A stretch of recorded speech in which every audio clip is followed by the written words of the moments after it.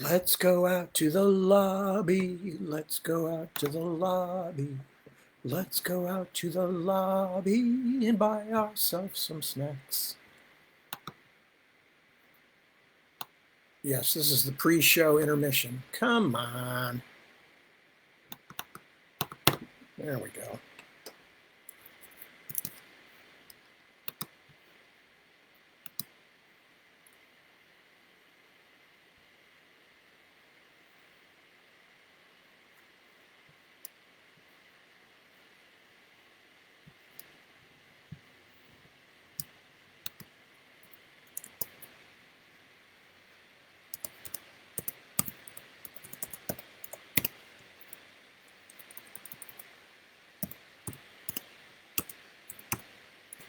New York Times best-selling author who cannot spell. Actually, I can. I'm just not used to using the keyboard on my laptop.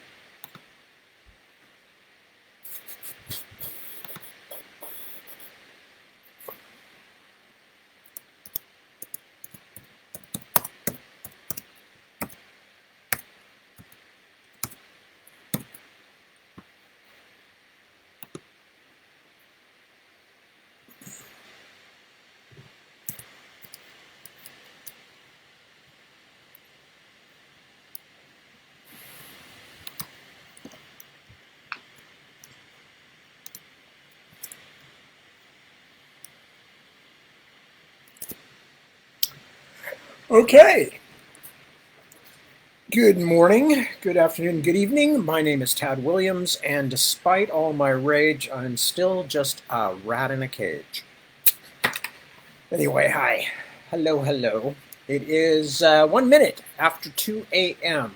California Pacific Standard Time, whatever the heck it is. Anyway, that's what time it is where I am right now. Although, obviously, something that always troubles me is that we have these 1 hour increments in our time thing.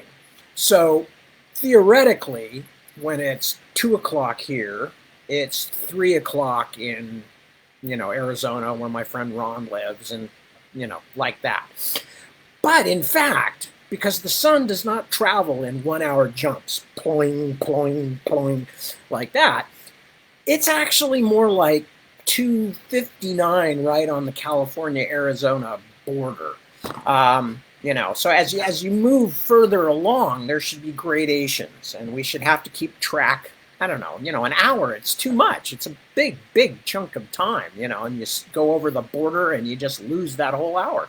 So, it should be getting progressively later by maybe, I guess we could divide it into minutes, So every minute that you go from the line of demarcation, it's anyway. That's just my plan because things are too easy. Things are too easy in this world, and we just need a little more complication to make our lives more complicated. Because if your life's not complicated, what are you going to concentrate on? What are you going to do? You're just going to loll around all day eating chocolates and watching television. That's not good for you. So just listen to me, and I'll suggest ways. So from now on, as you're driving west to east, just add a minute for every 60th of the actual space of your date, your hour line, your standard time. Just divide it all up into 60ths, and every minute, you just add another minute on. It's simple. Anyway, that was weird. Good morning, everybody out there in Facebook land, I guess, because I'm broadcasting this over Facebook, much to my constant embarrassment. And I'm going to go say hello to various folks. There's my buddies. Hello, Ilva. Good morning. Good morning, Wouter. And Ronnie. Good morning. Hertie. Hello. How are you? Chris. Nice to see you too. Patrick. Good morning or guten Morgen. Either one is appropriate. Well, there's any number of things that are appropriate depending on where you are in the world. Where I am, they all work. They're all good. Hello, Jeremy. Good middle of the night to you. Cliff, salutations back at you. Hazel, there's my mother-in-law. Good morning, darling. Yes, I'm fine. And we are all good here. Everybody's still healthy. And from what I've just seen, you guys all seem to be okay on your end, which is always good to know. So lots of love from our house. Carol, good morning. Petra, good morning. Rosalba, good morning to you. Cliff. Yeah, no, I'm actually very good at spelling. That was a joke. That was a joke. See, the best jokes, as far as I'm concerned, are usually self-deprecating. But then I spoil the whole thing by going, no, actually, I'm not like that. So I'm not very good at those kind of self-deprecating jokes. Felicity, hello, Felicity. Felicity is in New Zealand, so I have no idea what time of the day it is there right now. It's complicated. Christine, good morning. Jessica, good to see you. Svan, pleasure. Mahmoud, good morning from sunny Belgium, and good morning back to sunny Belgium. Sunny Belgium would be a great name for a porn star. Anyway, Ilva, well, I have a poll about what comes next. She votes Bobby Dollar. I'm not sure about Bobby Dollar because I'd have to read all 3 books. And if I'm going to read 3 books, I might read an epic fantasy instead. I don't know. Plus, there's a lot of sex scenes in the Bobby Dollar books, which is all well and good for readers, but I'm not sure how comfortable I would be reading them on the air. I mean, call me old-fashioned, but, it's kind of like, I don't know, it'd be like watching a movie with your parents that turns out to have a sex scene in it. It's never comfortable. It's never comfortable. And I have a feeling that reading some of the more explicit scenes in the Bobby Dollar books might be sort of uncomfortable as well. At least for me. It might not be for anybody else, but I'm the one who has to read them. So anyway, Andrea, good morning and good day from Croatia. It's 11 a.m. there. Croatia is a very nice place. I've been there a couple times. I intend to go back. I've had nothing but good times in Croatia, including a convention I was at just a couple years ago, which was brilliant. Just lovely people. Had a great time. Anyway, Dirk. Hello, Dirk. Good to see you. Jamie, good morning. Stephen, good morning. 10 o'clock in the UK. Yes, I know. I'm still kind of running on UK time, but I'm easily confused in many ways. Which world am I in, Jeremy? If I knew that, I'd know how to get back to the real world. 11 p.m. in New Zealand. Okay, good. Thank you, Felicity, for updating that. Are you still in Wellington? Inquiring readers want to know. Petra, and I already said hello to Petra. Petra's putting in a vote for Memory, Sorrow, and Thorn. Ilva says sigh. Yes, I know. It's just me, I mean, I'm like weird and old now. It's strange, but I never was all that comfortable reading things like that in front of other people. Anyway, but whatever. We'll figure it out. Read my favorite stuff by someone else. That's a possibility. Anyway, we will think it through. I'm not going to finish tonight, or even maybe tomorrow, or later today, depending on where you are. So we won't worry about it too much. Quick update, anything going on here? Not really. We've had just another week of work and stuff like that. I'm working on The Navigator's Children. Deborah is knitting sweaters and doing business stuff. And yeah, that's kind of what we're at. Nobody's sick. We're hoping to get vaccinations soon for the... Sorry, I'm chuckling at something Patrick Susmeyer just wrote over here. That's too weird even for me. I'm pretty weird. So yeah, we're waiting to get vaccinations for those in the household who are most in need of them, which despite my vast and ever-increasing age is not me, but my daughter and her partner. So we'll see what happens with that. I am coming up on a birthday very soon myself. So I mentioned that only because I was referring to my extreme age, which, is not anything I'm trying to hide. I mean, I'm here on camera. It's not going to fool anybody if I suddenly claim to be like, oh, my 30th birthday is coming up. No. And especially because earlier in the week, I posted a picture on my Facebook page that was sent to me by my friend Josh of the two of us in 1976. So, Most 30-year-olds were not around in 1976. Mathematics suggests to us that this is true. So yeah, no, it's my official Sergeant Pepper birthday, as I refer to it. It's my Sergeant Pepper birthday. Anyway, so I'm going to read. I am going to read because I don't have much to talk about tonight, which is actually a good thing. We're still dealing with all the normal stuff. Nothing extreme or upsetting has happened, so don't have much to say. And that's a good thing. That's a good thing. Anyway, I think I'm going to go back and read the beginning of this chapter because I just realized that I was kind of hurrying a little bit at the end last night. Only got about a page and a half into it. And but the beginning of it sets up sort of the geography of the whole thing. So I'm going to go back and read it. So we're on chapter 41, which is called The Cathedral. And Theo, for those of you who weren't here last week when I last read, or whatever, who need to be caught up slightly. So Theo and his friend Cumber and Applecore, the sprite, are all captives of Thornapple and Foxglove, and most importantly, Lord Hellebore, who is a bad, bad man.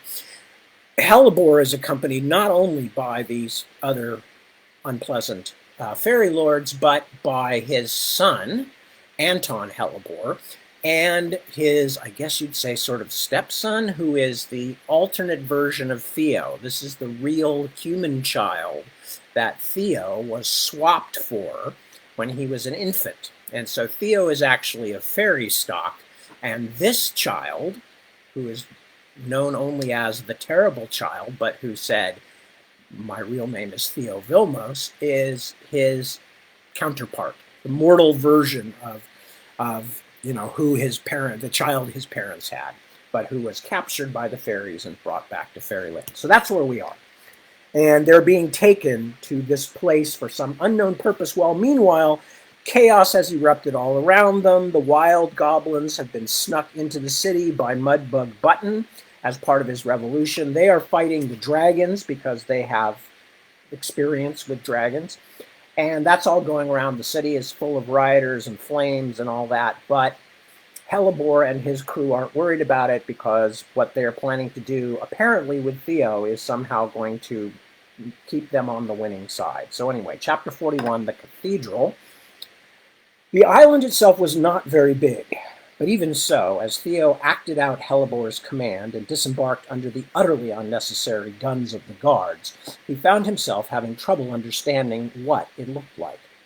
It was not the dying light that made its shape hard to judge, or the shroud of mist that rose from the water's edge, or even the disorienting shimmer at the top of the low hill, although they all added to his confusion. Instead, it was something in the place itself, some intense anomaly that was part of its very nature, as if the primeval silence of the ring of giant trees became something even more concentrated, and yet paradoxically also more cloudy here, a pulse of irreducible strangeness at the still heart of Fairy that confused Theo's senses just as the magnetism of the North Pole deranged compasses. Soon, the avid voice whispered in his head, but it was talking to itself now, even more than to him, a child's quiet song of impatience and hunger. Soon, soon. This was its hour, and Theo could only wonder what horrors had come before this crowning moment, to create something that looked forward so gleefully to madness and destruction being visited on an entire world. What he could make out through the disorienting nature of the place, and his own hopeless misery, was that the island sloped up from the water's edge to the top, a long, low hillock covered with uneven grass and gnarled shrubbery. In a depression at the top, hidden from the base of the island by the curve of the land, lay whatever was creating that blur of inconstant refracted light which hung over the hilltop as though something up there was trying, with some difficulty, to birth a rainbow. They trooped up the hill, Lord Hellebore first, his flawless white suit a beacon in the gloom. The little monster with Theo's features followed right behind, hurrying along on his short legs, excited even in his physical movements, as though he were a normal child being led through the gates of the zoo. Theo and Cumber followed, prodded along by helmeted constables. Then Tansy, Anton Hellebore, Foxglove, and Thornapple, and the rest of the guards.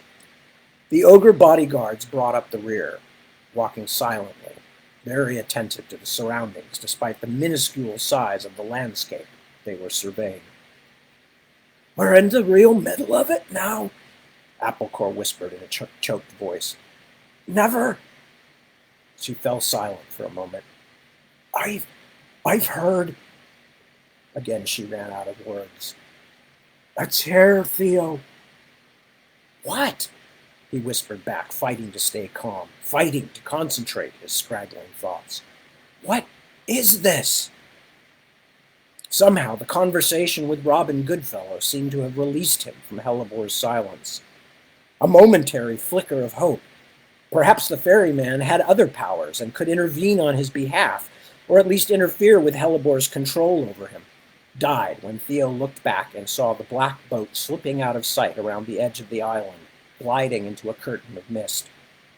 Goodfellow again sat hunched in the stern, motionless as a stone garden fawn, looking at nothing except perhaps his own cloven hooves. This is where the old mound was. The first mound." Applecore was struggling to keep her voice under control. It was not just caution or confusion making her speak that way. She was struggling against overwhelming panic. "This is where the king and queen lived." "Here?" Theo looked from side to side. Even this small freedom from his lockstep obedience to Hellebore seemed exhilarating, dangerous. "On this poky little thing?" He must have spoken louder than he intended. Cumber Sedge looked over at them, his face gray, his expression hopeless. Just when he had thought he could not feel worse, Theo had a cold squeeze of guilt. "Look what happens to the people who trusted me, who treated me like a friend." "There wasn't any water here then?" Applecore whispered. "No lake, not like this. Just a mound. Deep into the ground it goes, deeper than the elder trees even. The first place of all the people." Theo felt something even chillier grab at his vitals. Was Hellebore planning to lead them down into the earth, into some horrible tomb in the wet ground under the lake? He didn't know why it actually made any difference, but if he had to die, he wanted to do it under the open sky. "Here!" The child's voice rang in his head, triumphant, mad. "Here! The waiting is ended!" Theo reached the top of the crest and saw what was making the air shimmer. It was not so much a crater as a depression, the grassy earth of the hilltop dented like a piece of dough into which someone had gently pushed a fist.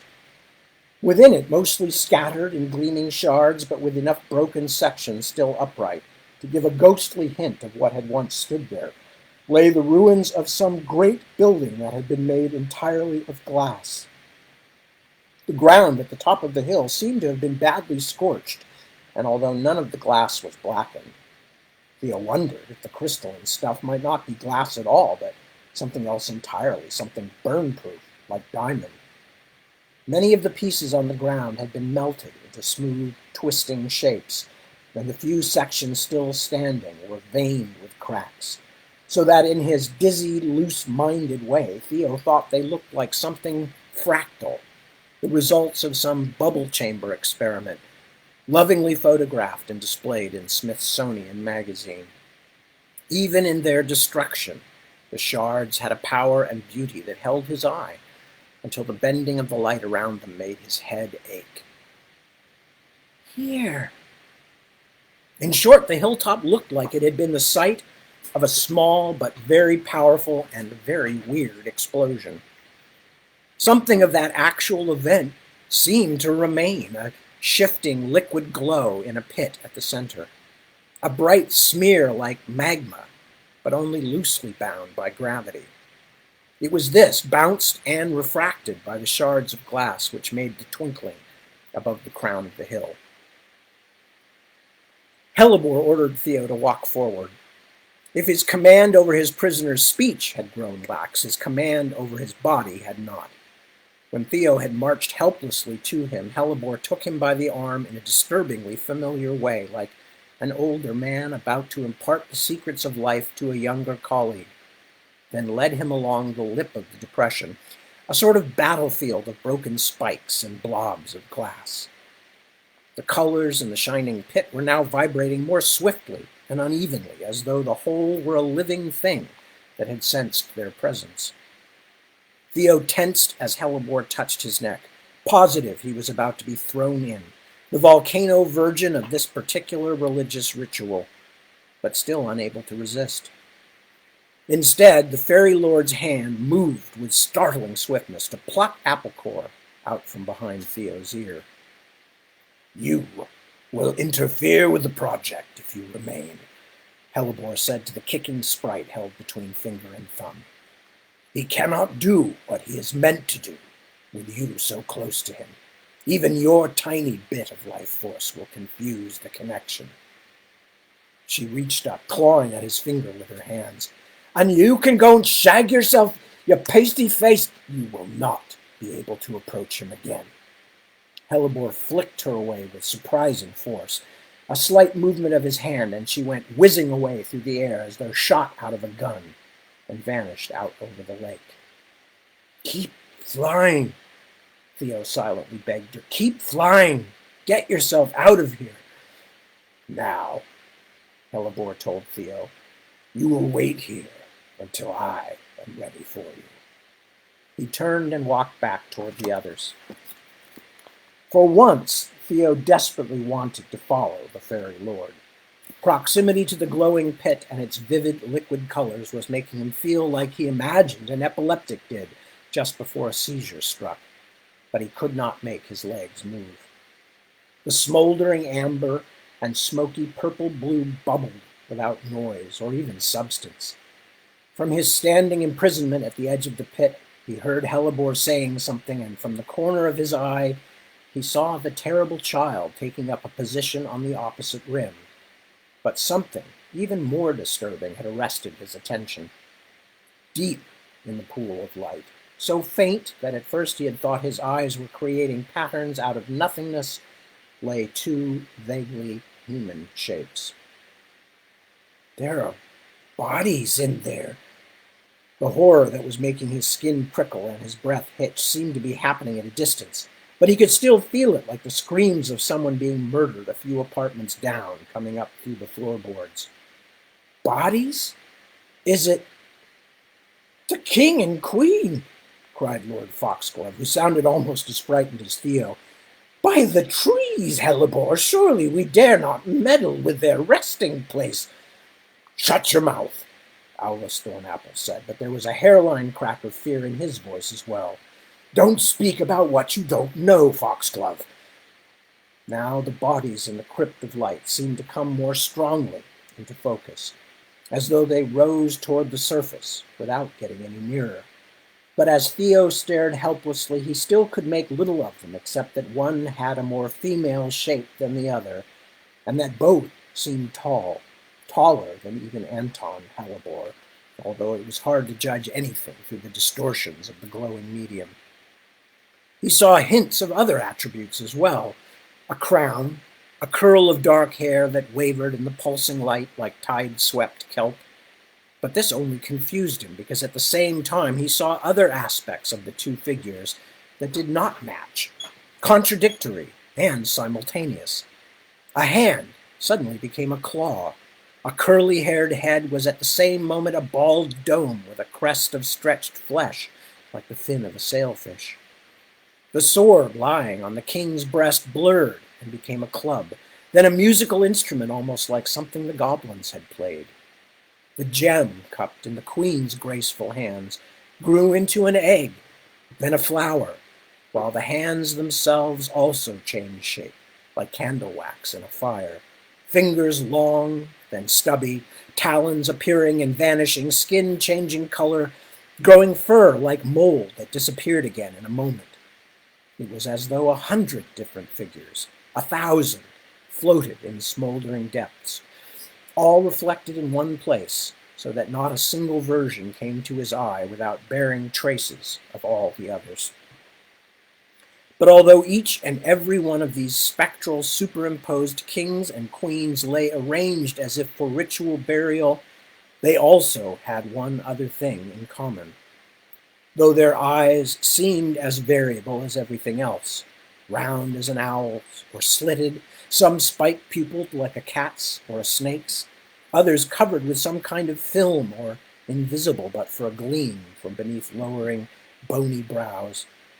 All the eyes, every pair on each and every one of the royal bodies, were open. They're alive! Lord Foxglove's voice was a horrified whisper. Oberon and Titania, they're still alive! Of course they are, you idiot, said Hellebore. They are chained, not dead. They are fairy. They are its embodiment, its heart. If they were dead, we would probably not exist. How could we survive without them? But you didn't warn me. Foxglove seemed on the verge of weeping. You said we were just going to tap the mortal world. And where do you think such power will go once we have it?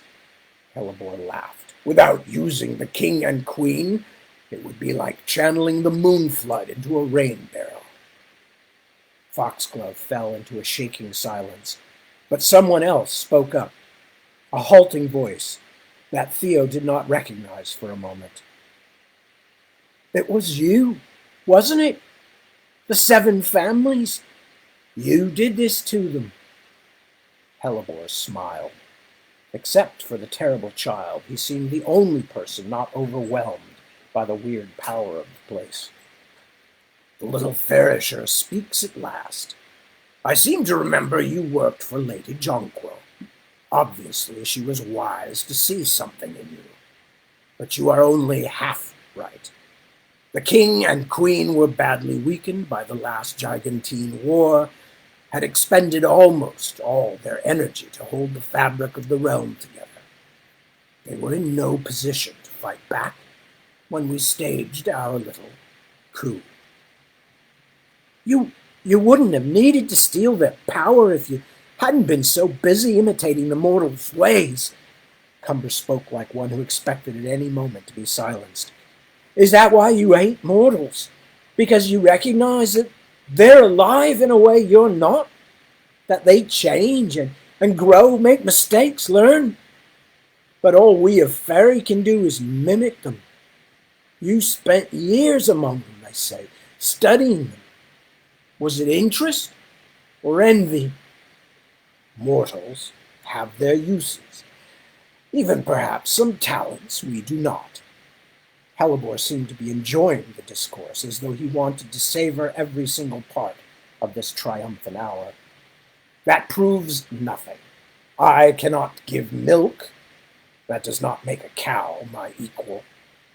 But, Nidris, said Foxglove, surely this explains the problems we've been having. The difficulty maintaining energy in our world.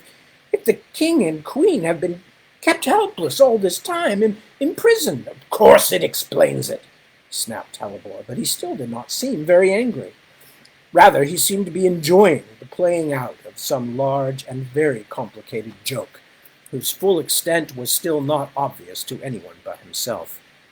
It was never meant to be a long-term solution. I argued years ago that if this realm was not eventually to become cold and barren and dark, we had to find a way to tap the old science of the mortal world.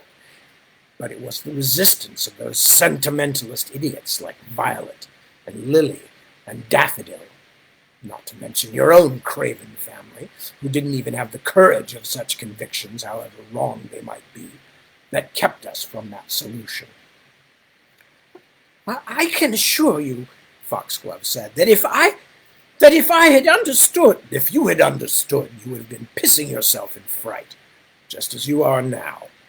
You are terrified to discover we have usurped the king and queen, aren't you? It was all well and good when you thought we had no choice, that they had died defending the realm, you coextensives resented their control too. But since your conscience was clear, you were satisfied. It is always that way. The cowards not only rely on the brave to take the needed actions, they wish to be protected from the truth of those actions as well. Hellebore snorted. Count Tansy may be from another one of the fence-straddling families, but at least he had the wisdom to recognize early which side of this particular conflict was going to win. In fact, we might not have been able to harness even what power we have had without his help, since I did not trust the remover with the secret of the king and queen's true state. Discretion that has proved well-founded. Theo yearned to speak, but the pull of the smoldering pit and the bubbling thoughts of the terrible child were too powerful. So, you've owned Tansy for a long time. It clearly was not easy for Cumber to talk, and he must have felt, as Theo did, that he would not take what he was learning anywhere but the grave. But even in these last moments, the Farisher remained true to himself. He wanted to know the answers. He had already helped you commit the greatest treason of all. He does indeed have a keen eye for both sides of an equation, Hellebore said. A bit too keen. Quilly's Tansy, come forward. Obviously, Tansy did not obey quickly enough. A moment later, Theo heard him protesting as the guards dragged him to Hellebore. It has come to my attention, Tansy, that although you have long professed loyalty to me, even if secretly, you let Hollyhock and the others use you to bring the violet heir across from the mortal world without telling me until he was here in Fairy. This muddled my plans and caused me a great deal of needless irritation. I suspect you are hedging your bets in case my design should fail, so that you could claim to Hollyhock and the others that you had been on their side all along. But Lord Hellebore, Tansy shrieked in alarm, his features showing more than a trace now of the terrible damage that had been mostly hidden. How can you believe such? I did my best. I note your protestations of innocence, Hellebore said. I am sure the king and queen have noted them also, even in their slumber, although they may take a rather different view when you are shortly introduced to them. Black iron! Here, just a moment, Hellebore. It was Lord Thornapple, his voice shaky with the fear that seemed to have seized him now as well. He stepped forward to the edge of the depression, looking down with obvious alarm into the pit. Bruise-colored light played on his face. Nidris, I don't... you never said anything about waking them up. No, I did not, Owless. He made Thornapple's first name sound like an insult. And I am not planning to do so. What I said was that Tansy is about to be introduced to them. He turned and waved a hand. Instantly, two of the constables stepped forward and seized Tansy by the arms. You, of all people, should know there are rules that must be rigidly observed, Hellebore told the struggling prisoner. That is why it is science. And this sort of process has its rules, however infrequently it is attempted. A blood sacrifice is necessary. He nodded to the constables. Slit his throat and throw him in. No! Tansy screamed. As though he had lost almost all control of it now, the fairy's face began to shift and slide beneath the skin, as if pieces of his skull had broken free and were floating loose like pack ice. It was a horrible sight. Theo wanted to close his eyes, but couldn't. These others are expendable, not me. I did everything you asked, Hellebore. Hurry, stepfather. The terrible child's eyes were closed, his face seized in an ecstatic grimace. Perched on the far rim of the depression, he looked as though he were standing in a kitchen full of wonderful smells. The moment has grown ripe. Yes, Tansy, said Lord Hellebore, you did everything I asked. But you are a traitor by nature. You wake up every day intent on doing only what is best for Quilius Tansy. Because you wanted the power I promised you, and feared my anger, you betrayed the hollyhocks and the daffodils and your other allies. But at the same time, you left the door open so that you could turn to them again if our enterprise did not succeed. And one day you may conceive another idea, however wrongly, the idea that doing my bidding is no longer what is best for you. I will spare us all such a future annoyance. He turned to the constables. Do it now. But Lord Hellebore, one of the guards holding Tansy said. They were all looking at the pit, and their terror was obvious, even behind the goggles that covered half their faces. Here? Where the king and queen? Of course here. That is the whole point. By the well, is there anyone else who wishes to question me? Do it now, or you will go in with him. Let me, father, cried Anton Hellebore, bounding forward. The young Hellebore pulled a long, wicked-looking bladed tool out of his breast pocket, and, with startling economy of motion, grabbed Tansy's long white hair, yanked back his head, then dragged the blade across his throat. Tansy's shrieks turned to gurgles, his face becoming an almost unrecognizable puzzle of bruises and healing scars as he lost his grip on the cosmetic charm for once and all. Blood spurted from the wound, and much of it guttered down his front.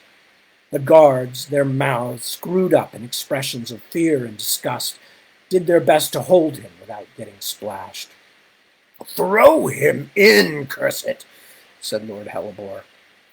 The constables took a few steps down into the depression and flung Tansy away from them.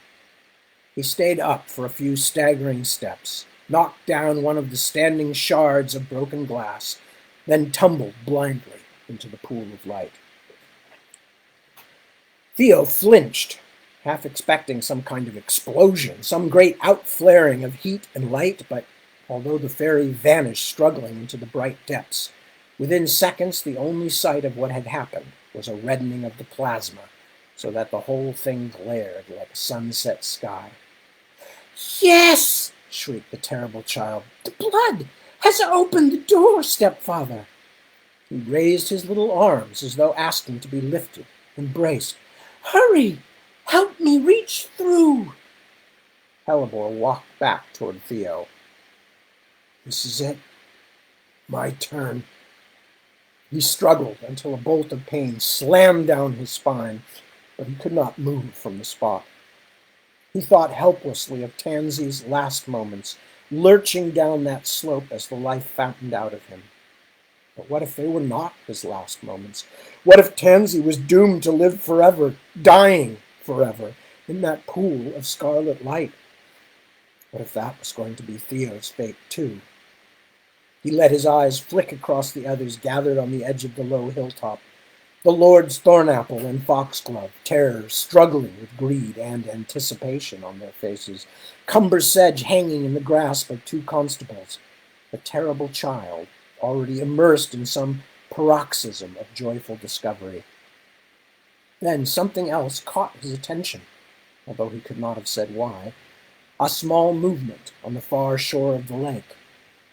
For a moment he thought it might be the ferryman, Robin Goodfellow, especially when the man-like shape slid over the bank and into the water. But then it was gone and did not come up again. Too late, whatever it was, if it even mattered. Hellebore stood in front of him now, pale-faced, masked and calm, despite an inner furor that only leaked out through his crazily intent eyes. Theo could feel the fairy lord's will like a physical thing.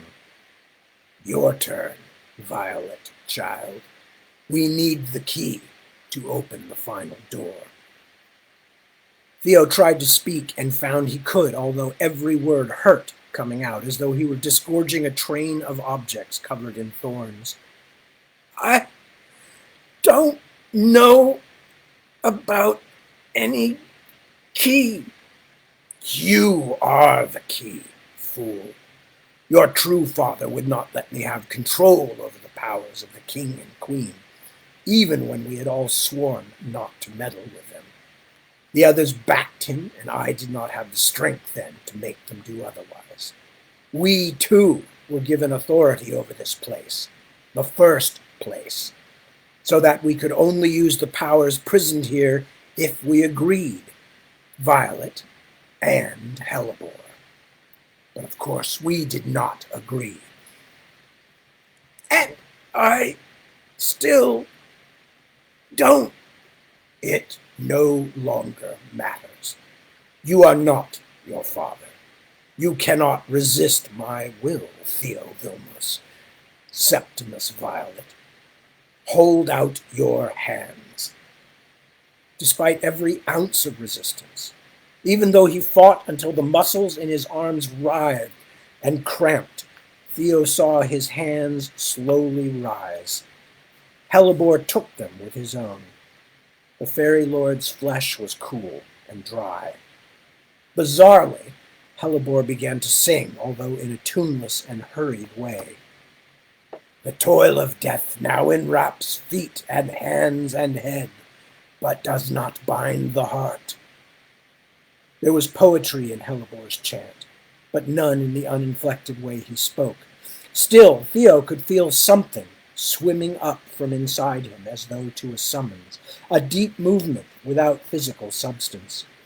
If he was the key, he was being fitted into the lock and turned, just like those fail-safe launch systems down in the nuclear bunkers. That's why he's saying it like that, singing. The pressure in Theo's head made him feel he was plunging into a miles-deep ocean trench. Because it's not just poetry to him, it's a formula. It's science, like the formula for an H-bomb. Here where all the great lords stand, one by the other, trunk to trunk, brother to brother. Now let the power of the first hill, of the master and mistress of trees, open to me. The darkness of between now blinds eye and deafens ear, but does not shroud the heart. Here, where time itself first stirs, alone and indivisible, coil swallowing coil, all invisible, now let the power of the first hill, of the master and mistress of air, open to me. The endlessness of silence now stops every tongue, but does not mute the heart. Here where the first bird sings, waking all the stars, alone in the ash tree, making what it mars. Now let the power of the first hill, of the master and mistress of song, open to me. The circle of this charm is mine. The breaking of this stick is mine. The kindling of this flame is mine. The blowing of this cloud is mine. The circle of this charm is mine. This charm is mine. The shift of pressure inside Theo grew stronger, became something else, a feeling of something breaking free that had been moored so long and so firmly that he had thought it a part of himself. Suddenly, the terrible child was in his head again, but no longer simply as a presence that poked and prodded.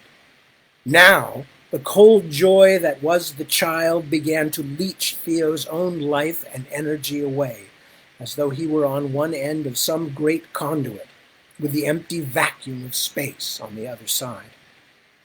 "Give it to me," the child crooned as the pressure mounted. "Let go. You are done." Theo fought, struggling against the flow, but it was only a fading reflex. Whatever the key might be, an idea or a thing, it would not belong to him much longer. He did not feel queasy, but still felt as if he needed to vomit, to void himself of something that was no longer wanted. It was like waiting to give birth, but bleak and hopeless, as if he knew already that any issue would be dead. His mind flashed to Cat, and then could not get free of her again, of her terrible, bloodless face in the hospital, lit only by despair. In some ways, he hardly remembered her, but he ached at the thought of what he was helping to release, however unwillingly, on the world and on people he had known and even loved. Johnny, Kat, her friends and family, his co-workers at Kasigian's, people Theo hadn't even met. All were going to be plunged into some kind of endless age of horror, and there was nothing he could do to stop it. He wasn't even an integral part. He was just a key, an inanimate appliance as far as Hellebore and the rest were concerned. No! I won't let them do it! But it was pointless. They were doing it, tapping into the sleeping power of the king and queen so that Hellebore and his bonsai demon could open a door into some unimaginably dark place. And even as he thought this, Theo felt the block or barrier finally give way, and the thing inside began to stream out of him like water from a wrung cloth. Hellebore nodded, satisfied, then let go of Theo's hands, turned his back, and walked away, leaving Theo to sink slowly to his knees as life ebbed steadily out of him and into his gleeful twin, the terrible child. The low gleam of red and amber light had flared high now, a huge bonfire of something less substantial than flame, but although it continued to billow upward in an unstable column whose top was invisible in the clouds, the color of it had cooled to a sort of shifting lavender blue, only distinguishable from the twilight sky because it gave off its own light. The terrible child stood before it, small hands spread wide, and pulses of a brighter glow jumped and throbbed at the child's nearness. The terrible child was chanting something, a spell, a manipulation of the universe, just as Hellebore had done, but the boy was using a language that barely sounded like words, shouting it joyfully, and where Hellebore had hurried through his own invocation like a man trying to get off the phone, the terrible child was immersed in his, riding it through some unimaginable experience, laughing, squealing with pleasure, moving toward some hideous climax. That's it. Theo looked sadly at Cumber Sedge, but his friend was slumped between his guards, head down. Theo hoped he had only been stunned by a punitive blow to the head, not killed, although it didn't seem to matter much now. That's it. We lose. Button loses. I lose. Hellebore wins. He could feel the last dregs of whatever made up the magical violet part of the key leaking out of him and into the child, along with his own vitality, as though he were a sack with a hole ripped in it. The escaping essence was running out swiftly and smoothly, synchronized with the tempo of the child's slow, exultant chant. No, not just running smoothly, he realized as his head nodded forward and his weary eyes closed. He was falling into something deep and dark, endlessly dark, a slow motion plummet at right angles from his own self.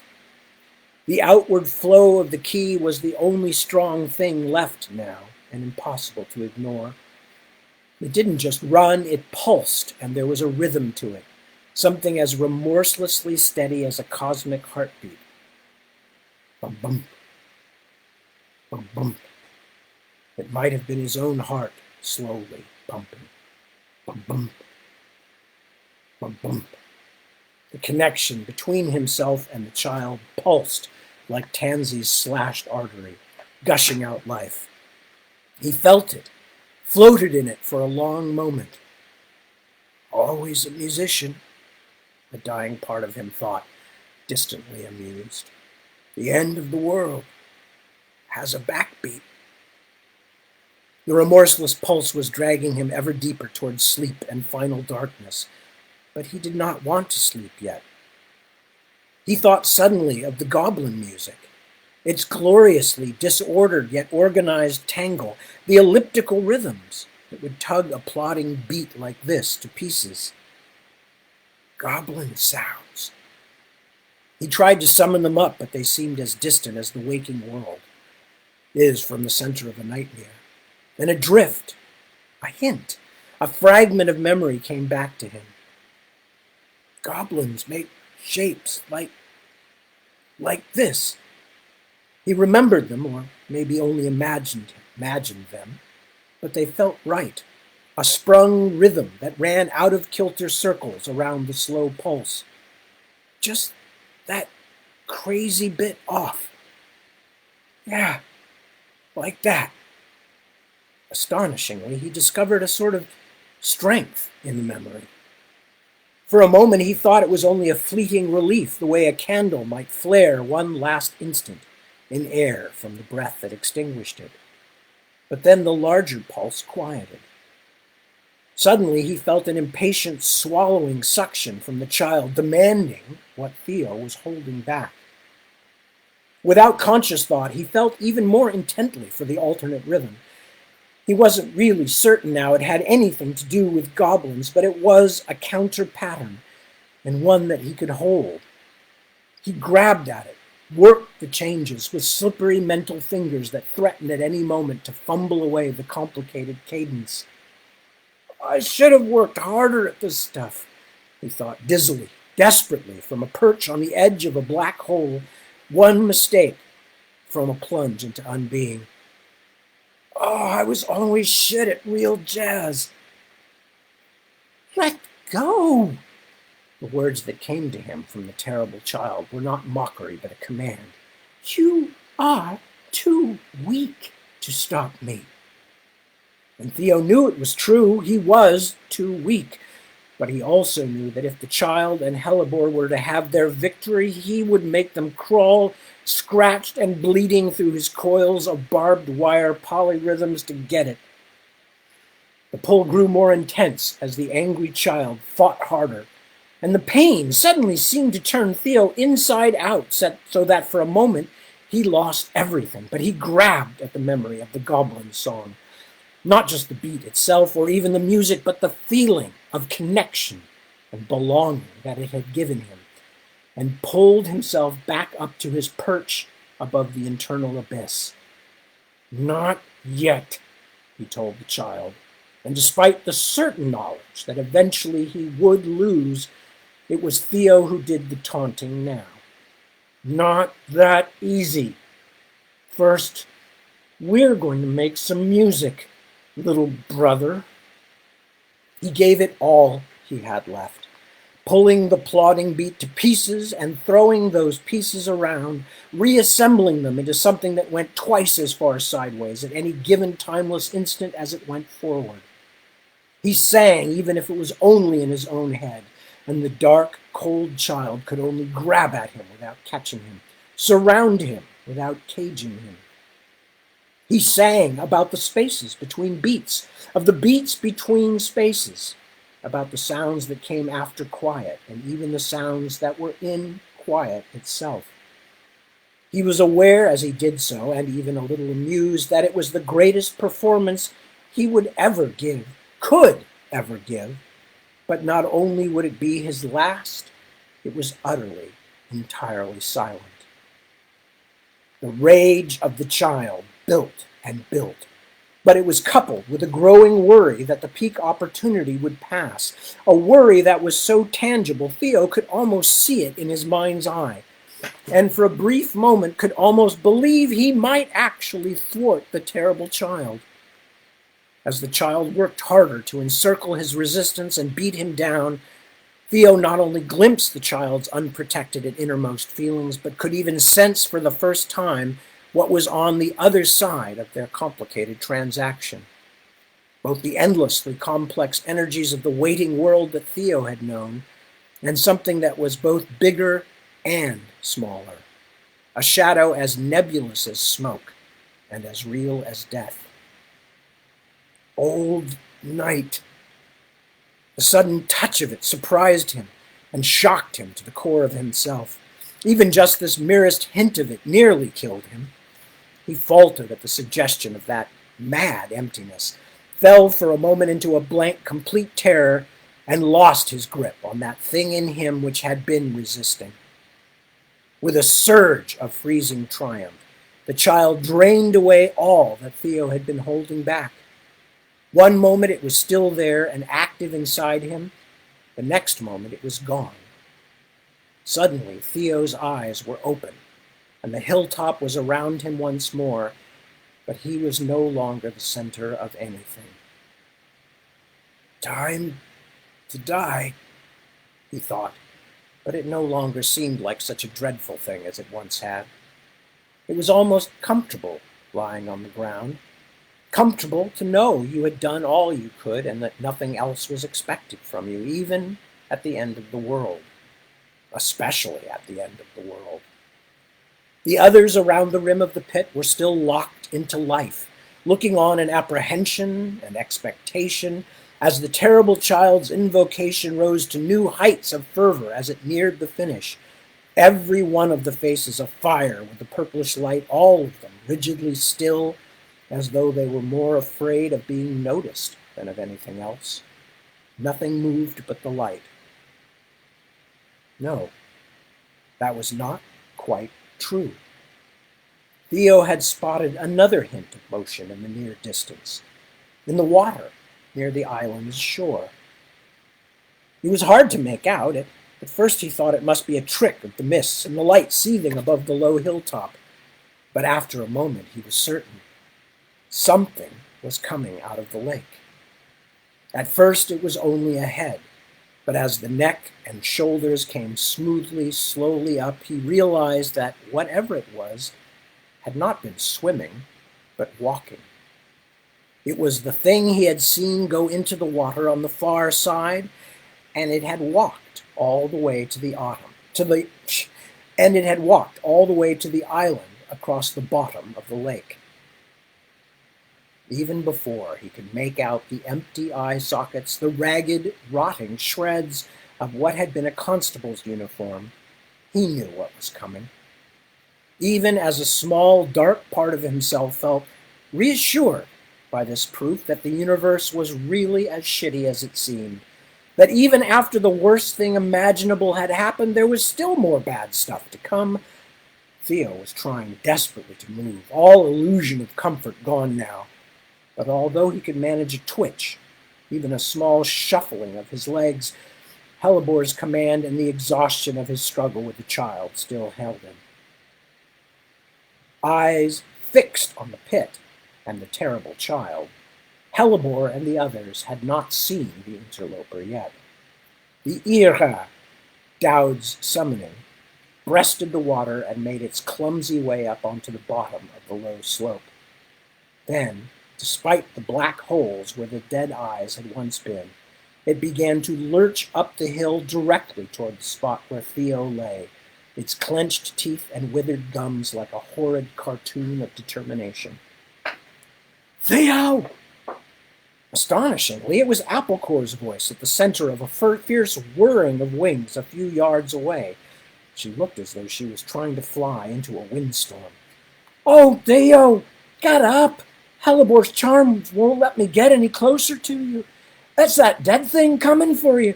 Run! By the trees, run! He wept as he forced out the words. Helibor's too strong. Oh, he thought, why didn't you get out of here when you had the chance, you brave, stupid woman? The sprite did not hesitate, but flew away, speeding low across the grass. She headed for Lord Helibor, where he stood behind the terrible child, watching with the closest thing to fatherly approval Theo could imagine him showing, as the child began to twist the glow of the royal fires into bizarre shapes. The air was thickening around the island. Theo could feel it in his ears, on his skin, a tightening as though all of reality were about to burst like a balloon. Helibor suddenly shrieked in surprise and put a hand up to his face. A moment later, a line of blood appeared between his fingers, as though drawn by some magical, slow-appearing paint. A blur slid around his head, and then something poked at his eye. He reeled back, waving angrily. Applecore slowed and hovered for a moment, and Theo could see a glint in her arms, the long sliver of cathedral glass she had snatched up from the ground. Then, As if she had suddenly remembered the greater danger, she turned and flew at the terrible child, but skidded off him and his blanket of purple light like water off a hot griddle. Undeterred, she buzzed back toward Hellebore. The master of Hellebore House swung his hand at her, and she dodged, even managing to jab his finger with a bright shard. He drew the hand back in pain, then suddenly seemed to realize his error and snapped the hand back out. Yards away, the hovering sprite suddenly became a tiny knot of flame. "No!" Theo shrieked, and with a surge of strength he could not have guessed he had, struggled to his feet. He had no time to mourn Applecore's sacrifice. The Ira was most of the way up the slope, still headed right for him. Even Hellebore had noticed it now. One of the constables turned and set his hornet gun against his shoulders, then fired. The whining roar of the gun sawed across the hillside. The undead thing's arm whipped back and then fluttered forward, rags of it now stripped away, but it kept trudging grimly upward. And I'm going to stop there, because this chapter is a bit longer than I thought, and there's still several pages of it left to go. And rather than spend another 15-20 minutes reading that, I'll save it for later. Plus, it's also a nice cliffhangery space when you don't quite know everything that's going to happen yet. And we writers love to preserve that as long as possible. Anyway, so that's what we will get back to at 7 p.m., which is coming up in a mere short. How long is that anyway? 9, 7, 16 hours? 16 hours? Anyway, I don't know. I'll be asleep for some of that. But with that, I am going to hang it up for tonight. I'm sorry for, I had planned to read to the end of the chapter, but it's like, as I said, it's like 3, 4, 5 pages, and that's another 10, 15 minutes of reading. So I'm going to continue from there when I come back. And for those of you who can't make it, as I always mention, these readings, these live broadcasts, although no longer live, are available on my Facebook page. They're available on my Twitter feed. They are available also on YouTube and on tadwilliams.com. Tadwilliams.com also has a message board where lots of nice people, including several of them that you will see making comments here on the side, like to hang out. They are a strange and fun lot, as you might guess. If they're people that I like, they're bound to be both strange and fun, because those are my two favorite things. And I'm not even sure which is more of a favorite, strange or fun. I don't know. I like them both a lot. Anyway, so with that, I will thank you, as I always do, because I genuinely enjoy it, and I'm genuinely honored and pleased to have a chance to share this with you. I thank you for joining me, and I importune you, as always, to take care of yourselves as we hopefully get into the last part of a year of the pandemic, and we can see the light, at least, if not the light at the end of the tunnel, we can begin to see a little of the tunnel itself from the light that's leaking in. So take care of yourself, take care of your loved ones, your family, your friends, take care of other people that seem to need it as well. But most of all, take care of yourselves. That's your first duty, please. Because I need you to come back so I have somebody to read to, and also so we can figure out what we're going to read next. So with all those duties laid on you, you know what you have to do. I know what I have to do. We're all on the same page, so to speak. And I will be back here at 7 p.m. tonight to read some more. And I hope some of you, at least, who can manage it because of time zones, are back here with me. And for those of you who can't, I bid you good night and adieu and aloha and all that other stuff. And I will see you very soon. And I send lots of love from all of us here at Bill Williams Casa de los Locos, whatever the heck it is, this place, this thing, this slightly half-cocked idea that we've put together. So I thank you, and y'all be good and enjoy your evening. Night.